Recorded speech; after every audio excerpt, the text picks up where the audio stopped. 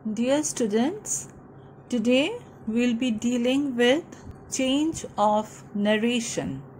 Okay, that is change from direct to indirect speech. Narration as such, the word narration, by that we mean when we speak something, isn't it? When we narrate something. Now, how is the conversion from direct to indirect speech is done, that we are going to learn over here, or that we are going to know over here. The rules of conversion from direct to indirect speech. Now, for that, girls, first we should really come to know that what is direct and indirect speech. Now, there are certain things to be noted before that, like when the verb in one sentence reports what is said by some speaker in another sentence. The verb in the first sentence is called the reporting verb, and what is said in the second sentence is called the reported speech. Can you understand the difference over here? I'm repeating it once again. Now, as you can see in the example below given, my father said, that is the reporting verb. When the verb in one sentence reports what is said by some speaker in another sentence. The verb in the first sentence is called the reporting verb. So, my father said comes under the reporting verb. And what is said in the second sentence is called the reported speech. So, what did father say? It is time to go away. That is the reported speech. Now, there are two different ways in which the reported speech may be expressed. Okay? One, it can repeat the actual words used by the speaker that you might find in quotation. That is very important because it repeats the actual words. And another one is that it may give their substance, that what the speaker actually wanted to say. In short, okay, that will be related over there. It won't be quoted. It won't be the actual words used by the speaker. So, there are two different ways in which the reported speech may be expressed. Now, rule 1. Okay, girls. And when the reported speech repeats the actual words, this is called the direct narration. Direct means the actual words of the speaker. Got it, girls? When the reported speech repeats the actual words, it is known as the direct narration. For example, my father said, it is time to go away. So, father is saying something directly, or father is actually saying that it is time to go away. So, this is the direct narration. Direct narration, you will always find it within inverted comma.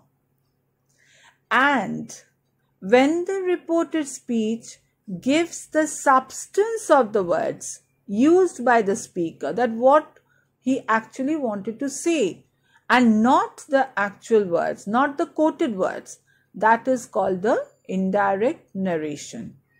So, in indirect narration, we convert that. That is called the conversion from direct to indirect speech. Like, my father said that. Be careful that we are using a conjunction over here, that is that. It was time to go away. Okay, so this is the conversion from direct to indirect speech, where you are giving the substance of the words you said by father, but not his actual words. And you can find a change, girls. First thing is that we are using the conjunction that over here. The second thing is that, have you noticed that we have removed the quotation marks over here? We have completely removed that. The third thing is that there is a change in the tense of the sentence. Now we are going to deal with the rules of changing, where to change the tense and how to change the tense of the following sentences. Rule 1 is, if the reporting verb is a past tense, the tense of the verb in the reported speech must be changed to one or the other four forms of the past tense. I repeat it once again, girls. Listen to that very carefully. If the reporting verb is a past tense, the tense of the verb in the reported speech may be changed to one or the other four forms of the past tense. Okay? Rule number 2.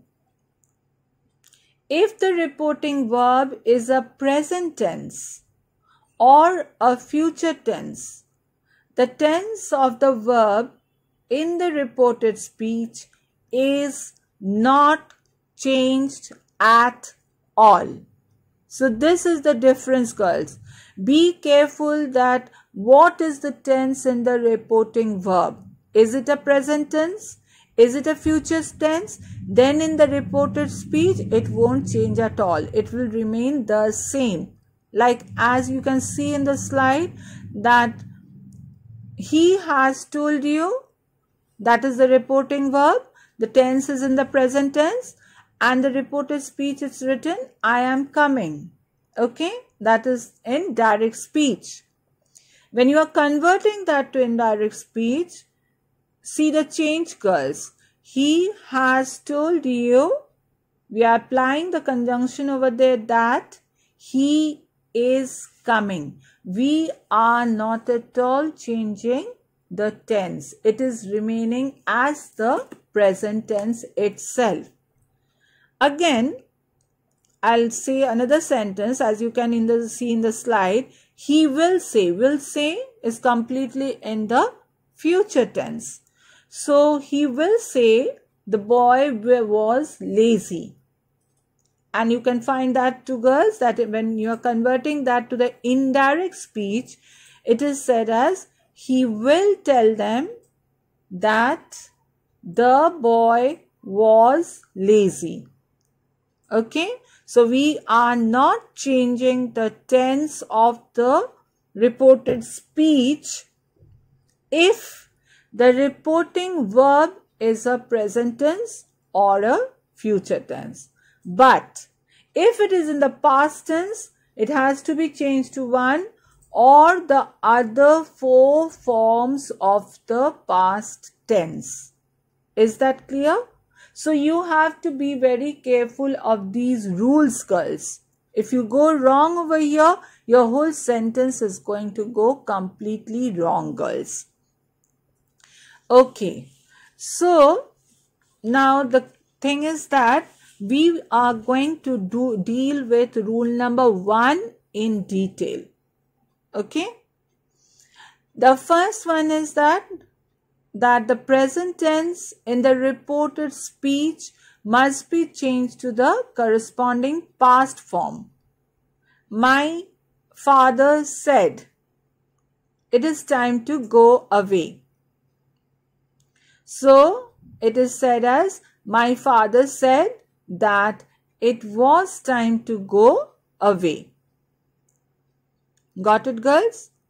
The second one is, the past simple in the reported speech is often but not necessarily changed to past perfect. Like, he said, the man came at 6. And when you are turning that to indirect speech, you can right, but it is not always compulsory, but not always necessary. You can write it like that, that he said that the man had come at 6. So you can change that to past perfect tense. I'll quote another one over here. He said rain fell yesterday. So fell, we know it as simple past tense. And in indirect, we can write it as he said that the rain, the past perfect form of fell is had fallen yesterday. Got it? Okay. The next one, girls, is that the past continuous tense must be changed to the past perfect continuous. Okay. The past continuous tense must be changed to past perfect continuous. Like he said the man was coming. So you have in the reported speech the tenses in the simple past continuous tense. And when you are converting that to the indirect speech, it will be written as he said the man had been coming. That is past perfect continuous tense. Okay. So the past continuous tense will be changed to past perfect continuous tense. Got it, girls? Now there are certain exceptions to rule 1. Like if the reported speech relates to some universal or habitual fact that always happens or that always occurs, then the present simple in the reported speech is not changed into corresponding past, but remains exactly as it was. Okay? It does not change. Now if you say, he said the earth moves round the sun. This is a universal truth that never will change forever. Now you cannot just write that in the indirect speech like he said the earth had moved round the sun. No, that is completely wrong. Okay, so we won't change anything if the sentence is a universal truth or a habitual action. Okay, girls. So what are we going to write over there? He said that the earth moves around the sun. Do not change anything if it is an universal truth or an habitual action. Okay. Another thing is that in the reported speech, when the present tense is changed in the past by rule 1, remember? When the present tense is changed into the past by rule 1, an adjective, verb or adverb expressing nearness is changed into expressing distance. Okay? An adjective, verb or adverb expressing nearness is changed into expressing distance. So now becomes then, and this is when you are converting from direct to indirect speech, when you are changing from the direct to the indirect speech. Be careful about that. Now becomes then, come becomes go, this or these becomes that or these, those, sorry girls, those. Tomorrow becomes the next day. So you can find it's creating a distance over there. Last night, the previous night. You have to learn these words, girls, that what is the change that you will be having when you find a word like now, come, yesterday, tomorrow, last night in direct speech. You have to change that. You just cannot leave it like that. Pronouns and possessive adjectives of the first and second person, girls. Pronouns and possessive adjectives. I hope you all know what is possessive adjective. Of the first and second persons are changed to the third person. Like if you have in direct speech, he said, I am right. In indirect, you are going to write it that he said that he was right. Okay, I am changing to he. So it will change to the third person. Be careful about that too, girls. Okay, another thing is that now we will go to the various types of sentences. How we are going to convert the various types of sentences. First, we are going to deal with the interrogative sentence, girls. When the reported speech is an interrogative sentence, the reporting verb say or tell is changed into ask or inquired. Okay. Now I have given you certain examples over there here, and please be careful of the tense, because this at times becomes a bit difficult for you all to handle. So just be careful of how it is changing. Like in direct speech, you have, he said to me, what is the shortest way back? Okay, what is the shortest way back?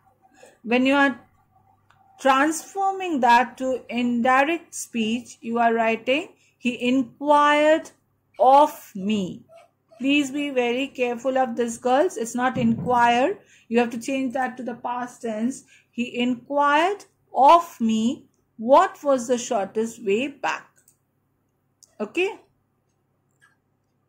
Number 2, he said to me, where are you going? These are all interrogative sentences. You can understand that very well.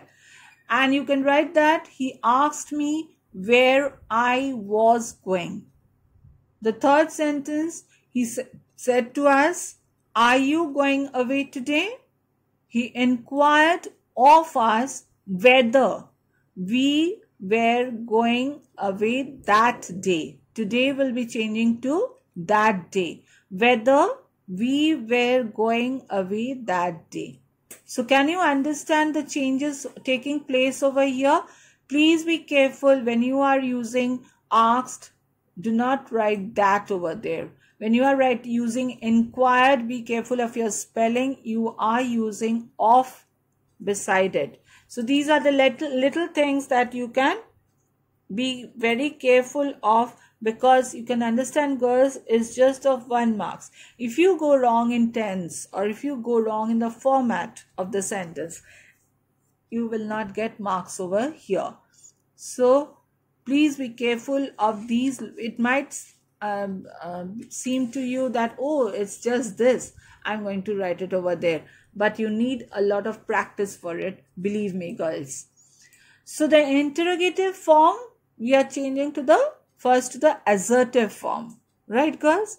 The conjunction that is not used, as you can see in the sentences. If the question is not introduced by an interrogative pronoun or adverb as who, what, where, why, how, then the reporting verb is followed by if or whether. These are the 3 main things that you have to be very careful when you are converting direct to indirect speech in the interrogative sentences. Okay. Now we are going to move to the imperative sentence. Imperative sentence. When the reported speech is an imperative sentence, the reporting verb say or tell must be changed to some verb signifying a command or a precept or an entreaty. So from said, you have to use certain words where it can be understood as a command, as a precept, as an entreaty, a request. Now, in this slide, I have given you 3 types of sentences for you to be clear about it so that you can understand it better. The first one, he said to his servants, go away at once. And there you can find the change. Just because you can understand that it is a command, you can change to he ordered his servants to go away at once. Number 2, he said to his master, forgive me, sir. So that is what? That is an entreaty, isn't it? It's a request. So you can use the word he requested his master, he begged his master to. You can find one thing, girls, we are using the infinitive over here, isn't it, girls? To forgive him. That's why we have taught you infinitive in class 8, 9, 10. We have constantly dealt with this because you can find that it is being utilized over here. The third one, girls, is he said to the student, do not sit there. Do not, you can convert that to forbid. He forbid the students to sit there. Okay, so these are the various forms that you can use while converting imperative sentences to indirect speech.